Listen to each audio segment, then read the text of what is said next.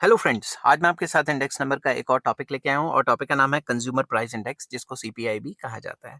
इसको कैलकुलेट करके बताएंगे। The consumer price index is the index number which measures the changes in the prices of consumer goods purchased by the consumers in the current year compared to base year। तो consumer price index से हम निकालते हैं कि एक particular जो set of commodities हैं वो पिछले बेस ईयर में जब कंज्यूम करता था तो उनके क्या प्राइसेस होते थे और अब क्या प्राइसेस हैं उनको कंपेयर किया जाता है। ठीक है, तो इसमें हम आज एग्रीगेट एक्सपेंडिचर मेथड का इस्तेमाल करेंगे, जिसका जो फार्मूला है वो लेस्पियर फार्मूले से मिलता जुलता है और वही एग्जैक्ट वही है।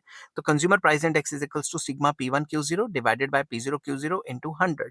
फॉर एग्जांपल हमारे आगे क्वेश्चन है, आइटम्स दी हुई हैं, food, clothing, fuel and electricity miscellaneous, इनके units KG, metres, kilowatt, units and KGs वगैरह में दिए हुए हैं और क्वांटिटी दी हुई है बेस ईयर की और ये प्राइस दी हुई है बेस ईयर की और प्राइस दी हुई है करंट ईयर की। तो इन सारों को हम एक टेबल में इस तरीके से लिख लेंगे। फर्स्ट कॉलम बनाएंगे फूड का, नेक्स्ट यूनिट्स जो है उसमें फिर क्वांटिटी आ गई बेस ईयर की, फिर प्राइजेस आ गए बेस ईयर के, फिर प्राइजेस आ गए करंट ईयर के। हमें क्या निकालना है, P0 इंटू Q0।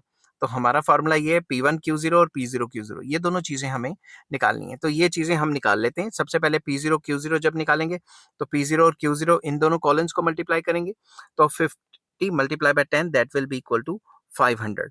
तो 8 multiply by 50 that is 400। 120 ऐसे ऐसे करके आप निकाल लोगे। 96, 180। ठीक है, अच्छे तरीके से लिख देता हूं मैं 180। तो यहाँ पे सिग्मा P0Q0 हम निकाल रहे हैं तो इसकी वैल्यू आ जाती है 1296।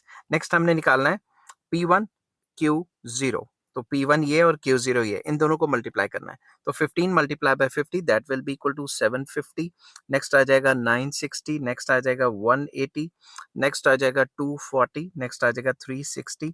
तो यहाँ पे हम निकाल रहे हैं सिग्मा P1Q0, स्मॉल भी लिख सकते हो वैसे, Q0। तो इसकी वैल्यू आ जाएगी हमारी 2490। तो अब अगर हमने ये कंज्यूमर प्राइस इंडेक्स निकालना है इस मेथड से, तो इसका फॉर्मूला क्या है, sigma P1Q1 divided by sigma sorry यहाँ पे आएगा 0, तो सिग्मा P0Q0। 1 तो है ही नहीं क्योंकि करंट ईयर क्वांटिटी दी नहीं हुई, यही फॉर्मूला है इसका। तो नेक्स्ट हम लिखेंगे 2490 डिवाइडेड बाय 1296, 1296 मल्टीप्लाई बाय 100। तो इसका आंसर आ जाएगा 192.1। मतलब कि प्राइसेस बढ़ गए हैं 92.1%। इतना ज्यादा प्राइसेस बढ़ गया है। तो जब भी हमने इंडेक्स नंबर निकालने तो हम इस तरीके से कंज्यूमर प्राइस इंडेक्स निकाल सकते हैं। आई होप ये वीडियो आपको पसंद आई होगी। अगर पसंद आई तो please like, share and subscribe और इस चैप्टर के सारे लिंक्स आपको डिस्क्रिप्शन में मिल जाएंगे। Take care, bye bye.